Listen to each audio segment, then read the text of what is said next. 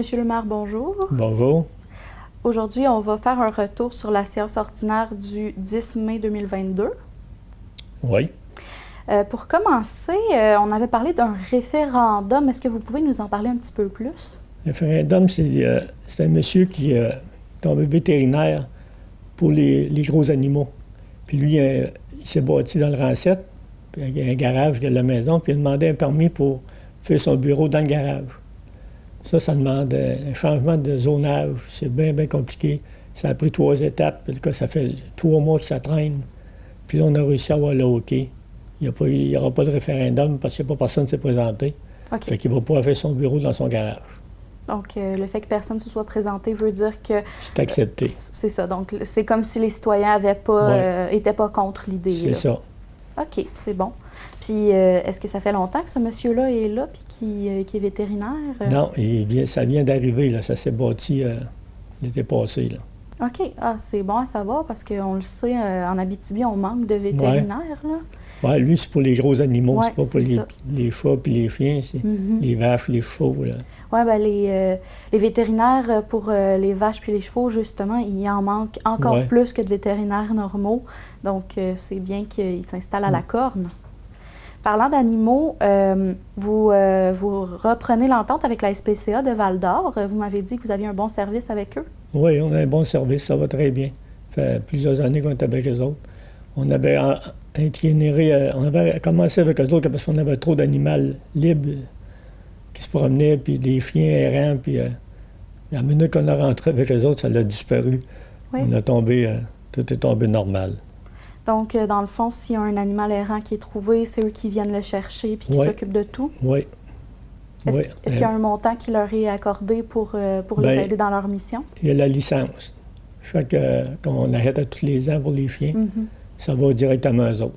Puis ça coûte combien? Est-ce que vous... 25. 25 pour un chien, puis pour un chat? Il n'y a pas pour les chats. Il n'y a pas de licence pour les chats, OK. Pas encore. Pas encore. Est-ce qu'il y a des règlements spécifiques par rapport aux animaux? Par exemple, l'obligation qu'ils soient stérilisés ou des choses comme ça? Non. OK. Puis il n'y a pas de nombre maximal d'animaux pour les résidents? Il y a un nombre maximal, oui, mais c'est plus ou moins respecté. OK. Est-ce qu'on veut faire un petit rappel du règlement à la population? C'est toléré. Non, je ne m'avance pas là-dedans, je ne suis pas sûr de mon coup. OK, c'est bon. On a aussi parlé du renouvellement du contrat de Commutuel. Pouvez-vous nous expliquer un petit peu... Commutel, pardon. Commutel, bien, c'est un service SMS pour le service de pompiers de communication. Je ne peux pas vraiment t'expliquer comment ça marche. Fait qu'ils avaient besoin de revoir ce contrat-là pour pouvoir faire des communications. Oui, puis c'est juste un renouvellement de contrat. Ils étaient déjà en contrat avec eux autres, c'est un renouvellement. OK, c'est bon. Il y a eu une demande d'alimentation pour un éclairage au chemin Simon-Robitaille. C'est le point 12. Est-ce que vous pouvez nous en parler davantage? On a changé le chemin pour avoir accès au chemin Robitaille pour plage au camping municipal parce qu'on était trop proche de la côte. Fait que les gars sortaient de là avec le roulotte. Le truck qui s'en vient à 100 km/h, il n'y a pas assez de temps pour arrêter. Fait qu'on a changé le chemin de place. Fait que là, il faut changer la lumière de place aussi. Okay. Hydro nous charge 16 000 $, pour changer. Alors, réinstaller un transformateur puis recollecter ça. 16 000 ou 1 600? 16 000. 16 000 OK. C'est quand même un investissement. C'est assez... c'est un dégât. C'est les prix, on n'a pas le choix, on ne peut pas s'astiner. Effectivement.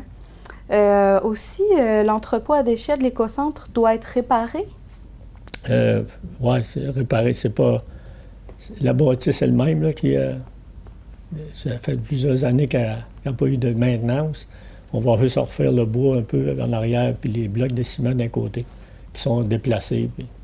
Est-ce qu'on a une idée des coûts? Non, pas encore. Pas encore, c'est un projet plus en transition. On sait comment est-ce que le bois est dispendieux, fait qu'on va le savoir que ça s'est acheté puis payé. OK. Aussi, le projet de Pump Track, vous avez fait la demande au fonds structurant. Oui. Est-ce que vous pouvez nous reparler un petit peu de ce projet-là pour ceux qui auraient manqué l'épisode précédent? Le projet, c'est ça. Ça va être un sentier avec des bosses asphaltées dans un circuit à peu près grand comme un terrain de balle. Puis il va y avoir 2 circuits, un pour les gens plus habitués, puis un pour les débutants. Plus petits, les circuits. Fait que, ils vont pouvoir faire ça avec des bicycles, des mobylettes, tout ce qui roule, les patins roulettes à roues alignées. Ça va être fait. On commence cet été à faire le fond, la formation. Puis ça va être finalisé l'été prochain, probablement qu'on va être capable de s'en servir à la fin de l'été. Est-ce que les gens vont devoir payer pour y avoir accès? Non. Donc, c'est totalement gratuit? Totalement gratuit. Puis, ça me fait penser, vous avez acheté des fat bikes aussi. Vous nous aviez parlé un peu de ce projet-là. Oui, ça va être une location. Ça, puis les 2 bicycles électriques, ça va être au service. Le service va être donné au dispensaire de la garde. Ça va être les personnes qui s'occupent du dispensaire qui vont s'occuper des locations. Est-ce qu'ils sont aussi occupés de l'achat des bornes à serrure? J'ai vu que c'était dans l'ordre du jour aussi. Oui, ça, c'est commandé. Je suppose que ça devrait rentrer cette semaine. OK. Puis, est-ce que vous donnez un montant au dispensaire pour les soutenir là-dedans? C'est eux autres qui s'occupent, puis c'est eux autres qui ramassent les fonds. OK, c'est bon. Parfait. Aussi, vous avez fait une demande de permis au ministère de la Forêt, de la Faune et des Parcs. C'est pour l'installation d'un stationnement, c'est bien ça? Oui, l'installation d'un stationnement sur la montagne, où il y a le sentier ornithologique. Puis en même temps, ça va servir pour aller pour la tour du Belvédère avec assez bâti. OK. Là, le monde se parquait dans le chemin, c'est plus de 3-4 autos, ça commençait à être dangereux. Fait qu'on va faire un parking assez grand, puis ils vont s'enlever dans la route. Et pourquoi il faut demander la permission au ministère de la Forêt? Parce que c'est un lot intra.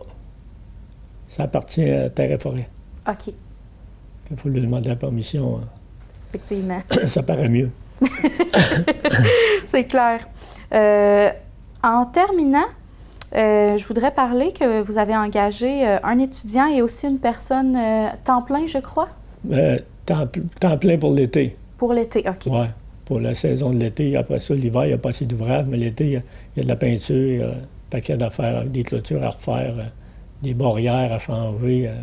Il y a tout le temps de l'ouvrage. OK. Puis ça, ce travail-là, c'est pour Patricia Chavarin-Moreno, c'est ça? Oui. Et vous avez aussi engagé l'étudiant Olivier Cossette, qui lui s'occupera de quoi exactement? Lui, en finissant à l'école, il va s'occuper de la pelouse, puis l'entretien. Il y a de l'ouvrage pour tout l'été. Il ne s'ennuiera pas. J'y compte bien, on va l'espérer. Donc, merci beaucoup d'avoir été là aujourd'hui. Merci, moi qui t'en remercie.